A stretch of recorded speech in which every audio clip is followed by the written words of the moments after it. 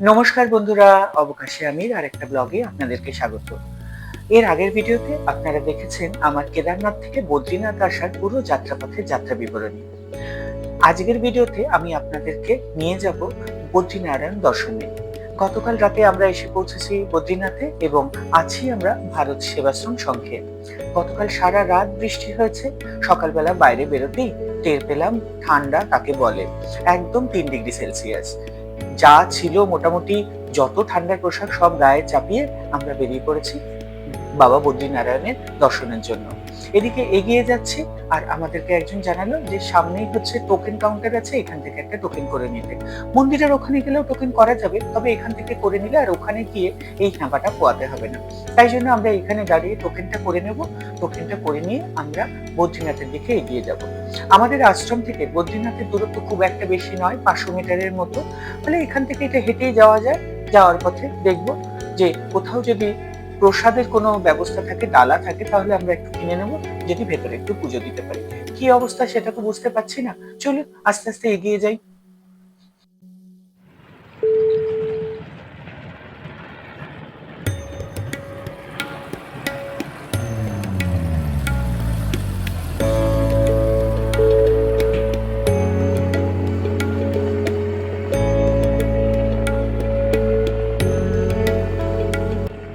মন্দিরের দিকে যত এগোচ্ছি ততই যেন মুগ্ধ হচ্ছি। চারিদিকে এত সুন্দর নয়নবিরাম দৃশ্য, অকল্পনীয়। মানে এটা যদি এই বদ্রীনাথে না আসতাম তাহলে যে পাহাড় এত সুন্দর হয় সেটা অনুমানই করতে পারতাম না। চারিদিকে পাহাড়, পাহাড়ের মধ্যিখানে এই সমতল, আর সেখানেই মন্দির। চলুন আস্তে আস্তে এগোই তাহলে।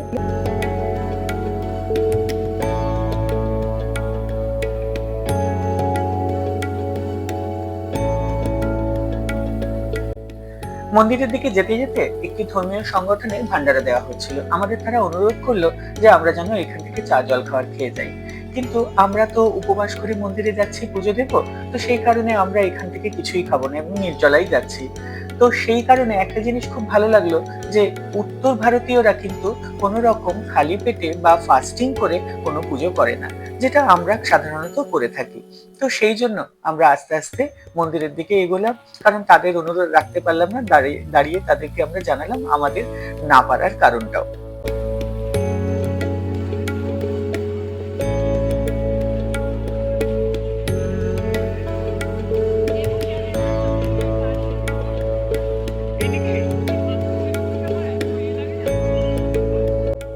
আমরা মন্দিরের অনেকটা কাছাকাছি চলে এসেছি।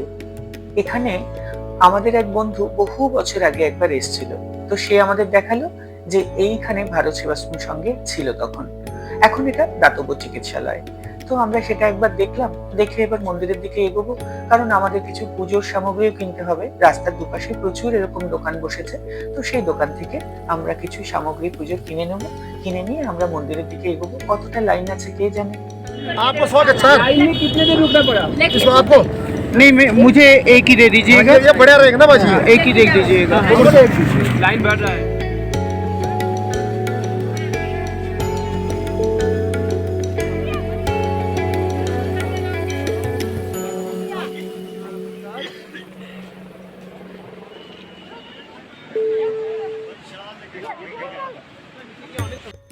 দূর থেকে মন্দিরটা দেখে একদম যেন মনটা আনন্দে নেচে উঠলো। এই তো মন্দির, আমরা চলে এসেছি একদম মন্দিরের কাছে।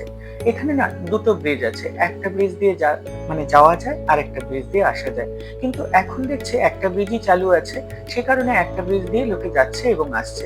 আর মন্দিরের গা দিয়ে অলোকনন্দা কি দুর্বার বেগে যে বয়ে যাচ্ছে যে বলার কথা না। দেখুন একবার, এত জোরে জলস্রোত যাচ্ছে, মানে দেখে ভয় লেগে যাবে। এবং সেই রকম তার গর্জন, মানে অলোকনন্দার এই রূপ আমরা এতটা রাস্তা যে পেরিয়ে এলাম কোথাও কিন্তু দেখিনি, যেটা এখানে দেখতে পাচ্ছি। চলুন আস্তে আস্তে এবার এগোই। এই ব্রিজটা পেরিয়ে গেলেই আমরা মন্দিরের যে লাইন আছে সেই লাইনে গিয়ে দাঁড়াবো। সেই লাইনটা আবার কত বড় সেটা গেলেই বুঝতে পারবো। চলুন এবার এগোই।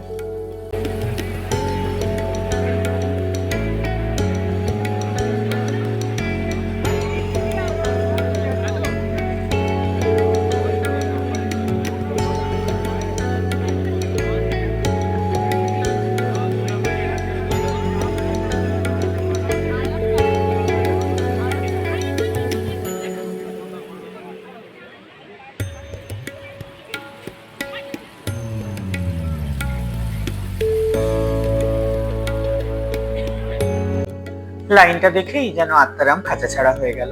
এত লম্বা লাইন! অলরেডি আমরা এই যে শেড আছে, শেড পেরিয়ে আমরা এসে শেডেরও আরো প্রায় 1 কিলোমিটার এগিয়ে এসেছি। সেখানে এসে দাঁড়াতে হয়েছে। আমাদের পেছনে আর ওই গুটি কয়েক মানুষ দাঁড়িয়ে আছে, আমরা হচ্ছে সবার পেছনে। তাহলে ভাবুন, মানুষ কত সকাল থেকে এসে এখানে লাইন দিয়েছে এই দর্শনের জন্য। আমরা কতক্ষণে দর্শন পাই সেটা এখন দেখার।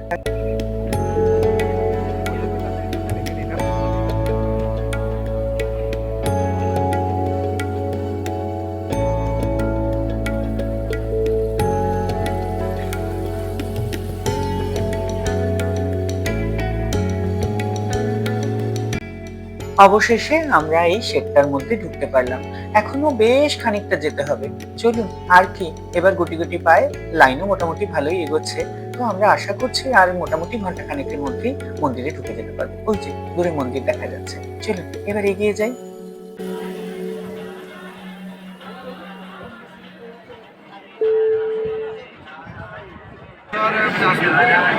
3 ঘন্টা লাইনে এখনো মন্দিরের কাছে পৌঁছতে পারলাম না।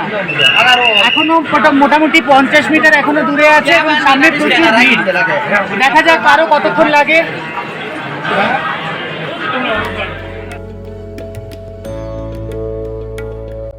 আমরা মন্দিরের একদম প্রধান দরজার সামনে। এবারেই মন্দিরে ঢুকবো। মন্দিরে ঢুকে গেলে তো আর ভিডিও করতে পারবো না, তবুও চেষ্টা করব যতটুকু পারি আপনাদেরকে দেখাতে। চলুন এবার মন্দিরের ভেতর ঢুকে পড়ি।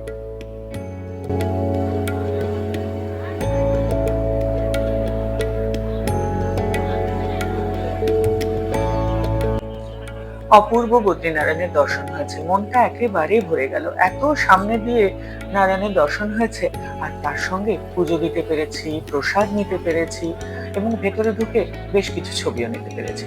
তো সেই জন্য মন প্রাণ একদম সত্যি ভরে গেছে। আর এই সামনে না মন্দিরের একটা সুন্দর জায়গা আছে, যেখানে দাঁড়িয়ে মন্দিরের সঙ্গে অনেক ছবি নেওয়া যায়। সবাই নিচ্ছে, আমরাও দাঁড়িয়ে পড়লাম মন্দিরের এই ছবি নেওয়ার জন্য। সঙ্গে বন্ধুরা সবাই মিলে ছবি টবি নিয়ে এবার আমরা উষ্ণ প্রস্রবণ এখানে আছে কতগুলো, সেই দিকে এগিয়ে যাব। কারণ সেখানে ইচ্ছা আছে একটু স্নান করা। দেখি সময় যদি হাতে থাকে একটু স্নান করে নেব।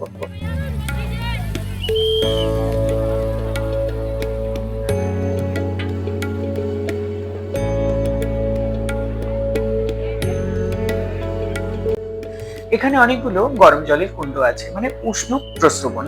এখানে নাকি স্নান করলে গায়ের ব্যথা ট্যাথাগুলো নাকি কমে যায়। তাই ভেবেছিলাম কেদারনাথের অতটা পাহাড় বেয়ে ওঠা নামায় যে গায়ের হাত পায়ে ব্যথা হচ্ছে, সেটা যদি এখানে স্নান করলে কমে যায়। কিন্তু জলে পা দিয়ে বুঝলাম, ওরে বাবা রে, কি জলে গরম! এই গরম জলে নামবোটা কি করে? তারপরে দেখলাম এত ভিড় হয়েছে, এখানে ঠিকমতো স্নান করে উঠতে উঠতে অনেকটা সময় কেটে যাবে। তাই জন্য আমরা স্নান না করে এখানে এই যে জলের ধারাগুলো বইছে সেখানেই একটু হাত পা ধুয়ে নিলাম, একটু মাথায় একটু মুখে দিলাম, দিয়ে আমরা আস্তে আস্তে করে এখান থেকে এগিয়ে চললাম আমাদের আশ্রমের দিকে।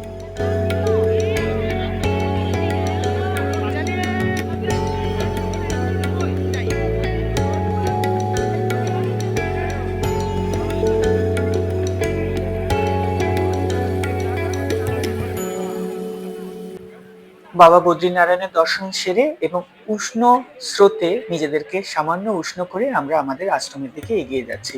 কারণ আমাদের আবার মানাগ্রাম যাওয়ার একটা প্ল্যান আছে। মন্দাকিনী নদীতে নামার একটা ইচ্ছে ছিল, কিন্তু মন্দাকিনীর এই ভয়ঙ্কর রূপ দেখে আর নামার সাহস কুলিয়ে উঠতে পারলাম না।